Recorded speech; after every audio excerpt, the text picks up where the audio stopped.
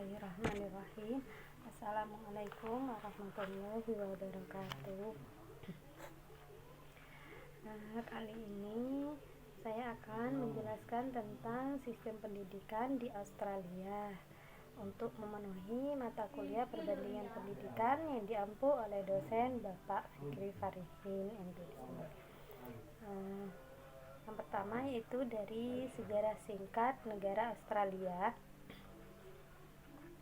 Australia menjadi sebuah negara, 6 negara bagian Australia kemudian menjadi satu negara di bawah satu konstitusi pada tanggal 1 Januari 1901.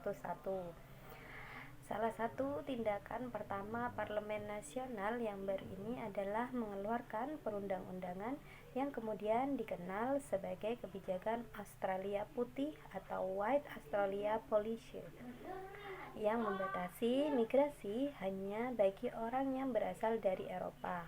Setelah Perang Dunia Kedua, hal ini telah ditinggalkan pada tahun 1920-an. Semangat untuk bangkit dan antusiasme masyarakat Australia untuk menuju kemerdekaan. Kemudian sistem pendidikan di Australia dimulai dari awal bulan Januari sampai awal bulan Desember. Australia memiliki standar tertinggi dan mendapatkan pengakuan internasional dalam sistem pendidikannya. Karena bagi rakyat Australia, sekolah merupakan kewajiban bagi seluruh rakyat Australia.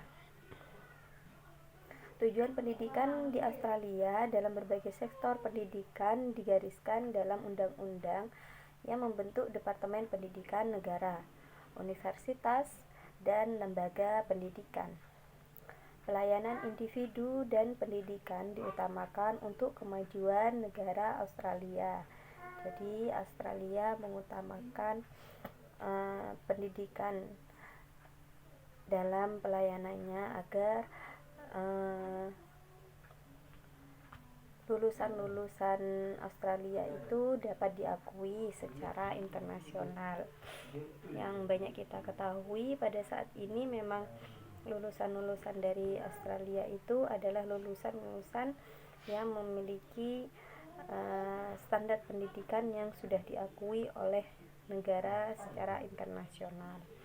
Kemudian standar, struktur, dan jenis pendidikan di Australia itu diawali yang pertama yaitu dari kindergarten atau taman kanak-kanak dan dilanjutkan di kelas 1 sampai kelas 12. Sebenarnya pada dasarnya struktur pendidikan di Australia itu ada 3 tingkatan. Tingkatan yang pertama yaitu di sekolah dasar dari umur 6 sampai 7 tahun, di mana di sekolah dasar ini anak-anak tidak ada ujiannya. Jadi untuk standar kelulusan pada jenjang ini adalah mengutamakan kreativitas yang ada pada tiap-tiap siswa. Kemudian pendidikan menengah dari umur 7 sampai 11 tahun atau yang disebut dengan secondary education. Dan yang ketiga ada pendidikan tinggi atau universitas. Di pendidikan tinggi ini ada jenjang sarjana dan pasca sarjana. Jadi untuk yang sudah sarjana dan ingin meneruskan pendidikannya di pasca sarjana, maka mereka wajib belajar lagi selama 1 tahun untuk menempuh pasca sarjananya, seperti itu.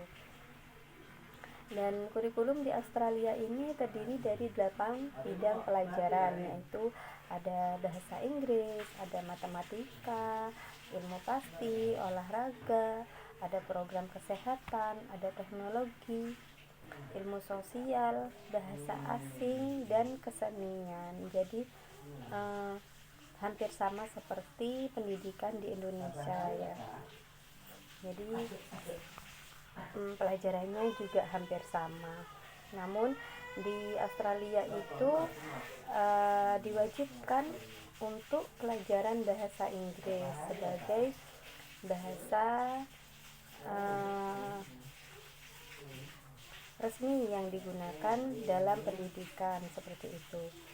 Dan guru-guru di Australia itu menekankan kepercayaan diri dan seperti yang tadi saya ucapkan, yaitu kreativitas siswa, sehingga kepercayaan diri dan kreativitas siswa itu bisa tumbuh dengan baik pada masing-masing siswanya. Kemudian juga menanamkan kemampuan dalam menganalisa secara kritis.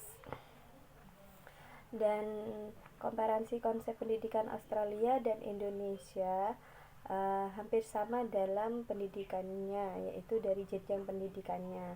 Jadi di Australia juga sama seperti di Indonesia, ada pendidikan dasar, ada pendidikan menengah kalau di Indonesia yaitu SMP dan SMA, kemudian pendidikan tingginya yaitu universitas.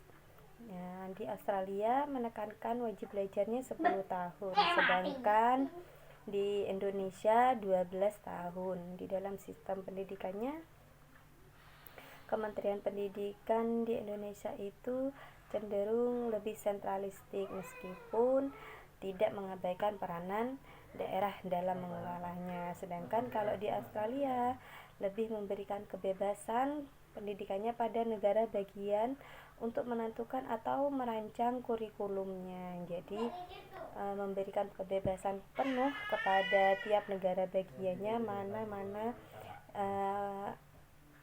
rancangan kurikulum yang pantas dan bisa untuk dilaksanakan seperti itu. Sedangkan kalau di Australia juga kebijakan pendidikannya dan pendanaannya juga ada pada masing-masing menteri pada di negara bagian tersebut.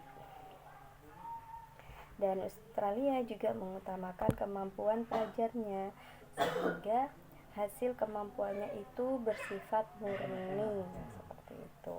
Nah, kalau di Australia iklimnya juga berbeda dengan iklim yang ada di Indonesia. Jadi perbedaannya seperti itu antara Australia dan Indonesia. Kemudian bila ingin melaksanakan atau melanjutkan pendidikan di Australia juga perlu disiapkan biaya, karena hidup di negara Australia itu biayanya tinggi, seperti itu. Mungkin itu informasi yang bisa saya sampaikan tentang negara Australia. Kurang lebihnya kami mohon maaf. Terima kasih.